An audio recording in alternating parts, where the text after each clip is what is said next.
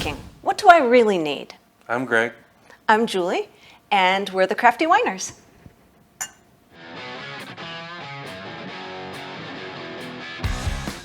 So if you're just starting off in your winemaking hobby, there are a lot of things that a lot of people recommend that you need to have to start making wine. And it can be confusing, and a lot of things that other people think are super important. We don't necessarily agree. So we're going to put forth our thoughts of what gear and what ingredients you should have before you start seriously trying to make wine. Now we're going to start with the ingredients that we feel are the most important. So the very top tier of ingredients, the stuff that you have to have, is the S tier, the superior tier, followed by A, B, and C. But to start off, the superior tier, you've got to have yeast to make wine. There's not really a way around it unless you want to stick it outside and let the wind bring wild yeast in and try to ferment it that way. And you can do that, but I wouldn't call you a winemaker at that point.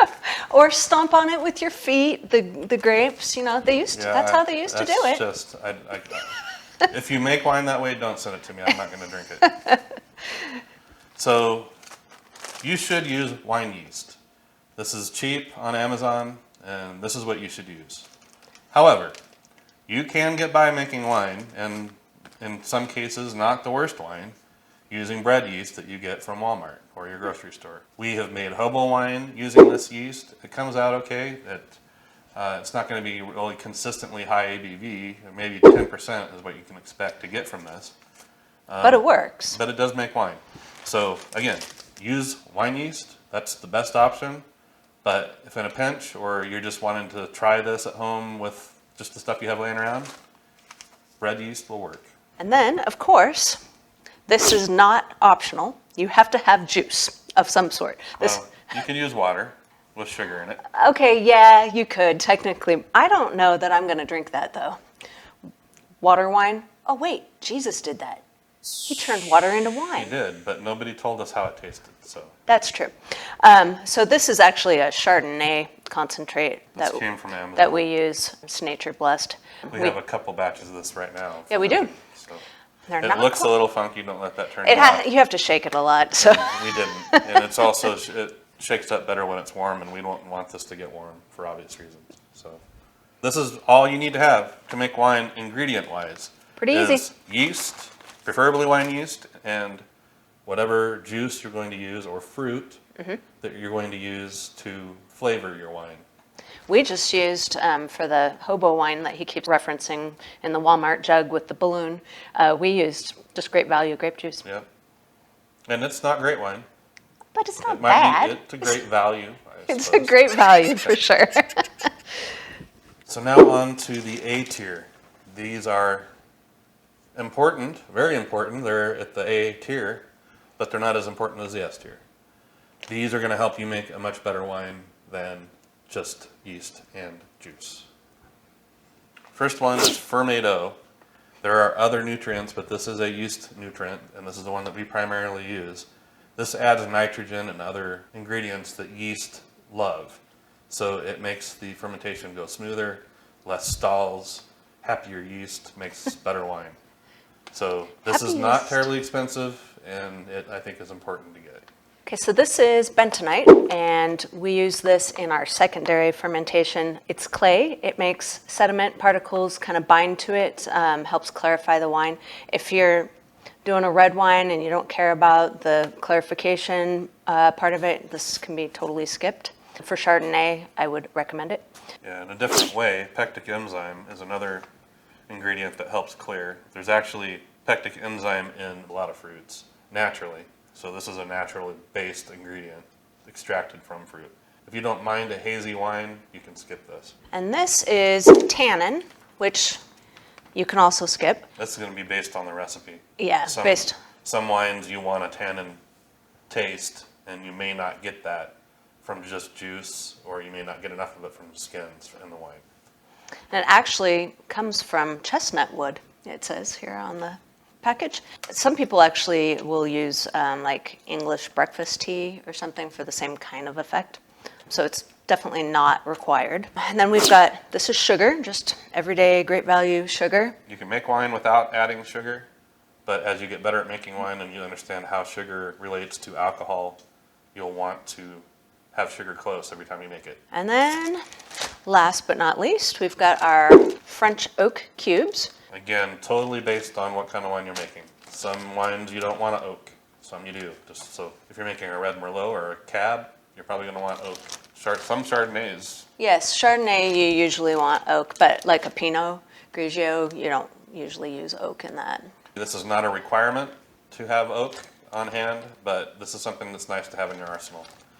This came from Amazon, as did most of the things on all of our lists. Almost everything. And we are getting low, I noticed. We're going to have to order more because we're using a lot of oak. Can use oak cubes or spirals usually 2, maybe 3 times before you need to throw it out because it's lost most of the flavor. So we label our bags to let us know how many times we've used them. Every time we take them out of a batch of wine, we'll re-sterilize them, then put them in a bag and mark how many times they've been used and what they've been used for. First thing we have is yeast holes. You don't need these until you start trying to make a stalled fermentation unstalled. We don't know anything about that, do we? We've had some practice. So this is something you can get away with not having for a while, but at some point it's going to be nice to have this in your arsenal. This bag has lasted us a long time, and through a lot of purposeful experimentation, trying to get stalls that we created to uninstall, so that we can teach you how to install. But yeah, yeast holes you don't have to start off with, but by the time you get down to this B tier, it's nice to have it. Potassium bicarbonate and tartaric acid. When you're doing pH management, when your pH is either too high or too low, you need to have these. These are the preferred ones, in our opinion, to use. This one lowers the pH, this one raises the pH. There are other ones that didn't make this tier, they're in our next tier, that also do this, but these are the ones that we prefer to use. You can watch our video on pH management, and I'm way over my 5 links that I'm allowed, so you'll have to go find that video in our video list on pH management, and you'll see how these are used and why we chose the ones that we did. And it's 100% our favorite video. Oh, it was a nightmare. We edited that way down. It's a little irritating to watch because it's so edited, so that you wouldn't have to sit through everything that we had to sit through, the 2.5 or 3 hour filming. Yeah, it was painful. Okay, and this is potassium metabisulfite. He makes me read the ones I can't say. Good job. I did it okay, I guess. And this is potassium sorbate, and these help stop the fermentation process. You don't need to use these if you're a person that doesn't like to have unnecessary ingredients. You can pasteurize instead. Definitely want to stop the fermentation before it gets into bottles. Or if you're just going to drink it, you can skip anything. If you're just going to drink it within the first week of having it done. We don't like to pasteurize because it changes the flavor. But pasteurization is a very good alternative to putting these ingredients in. And I'm going to let you explain this one because we're missing something. You have to pretend that I have 2 ingredients in my hand. I only have 1 because we ran out and the shipment is delayed. It didn't get here in time for the video. This is ketozan, and pretend that this is chiasosol. Just pretend. So these are used in conjunction with each other. They are both clearing agents. These are absolutely not necessary. If having perfectly clear wine is not important to you, you can skip these. But we use them especially on white wines because we like them to be perfectly clear. Use them or don't use them. Either way, Up to you.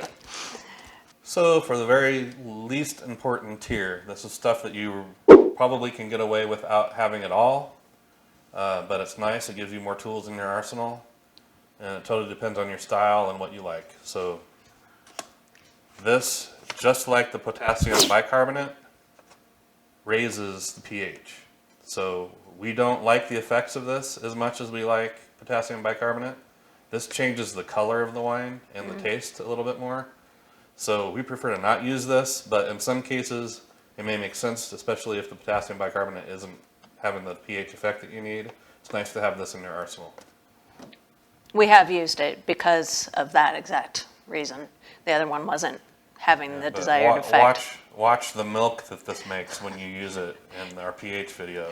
Yeah. Again, our favorite video. And this is citric acid, and Probably, a lot of people probably have this already in their cabinets. It's used in canning. I had this for cheese making, which is a prior hobby. It's used to make really good tomatoes. It says that right here. But this is used to lower the pH. It just has a little more of a tart taste to it than the other one, which is why we use the other one. It comes from citrus, so you can use lemons, lemon juice instead of this too, but definitely you'll probably get a taste. And if it's not the right kind of wine, it may not be a taste you want. Almost done with our list. We're getting down to corks and bottles. Not everybody will do that. If you want to drink your wine very soon after it's done, you can skip corks and bottles. But we have them, we use them. A very little bit of our wine ends up getting stored.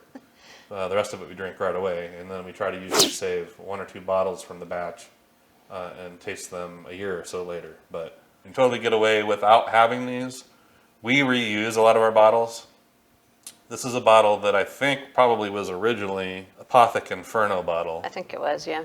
That we have reused. And we will be making a video on best tricks with trying to reuse bottles, because there are some tricks. But you can get away without ever having to buy a bottle. We did buy some bottles. I think we have probably 12 that we purchased. And the rest of the bottles that we use are just ones that friends and family give us or that we had ourselves. Corks are cheap.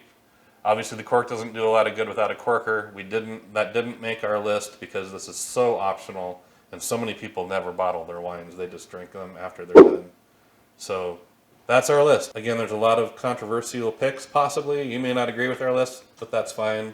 If you're a beginning winemaker, we wanted to be able to give you a start so that you could kind of prioritize what we think, at least in our recipes, are the most important pieces of equipment and the most important ingredients to the least important. And that's what this video attempted to do. Hope you found this video informative and liked it. If you did like it, please click the like button. And if you haven't subscribed to our channel yet, please do. We appreciate the support. We will see you next time. Cheers.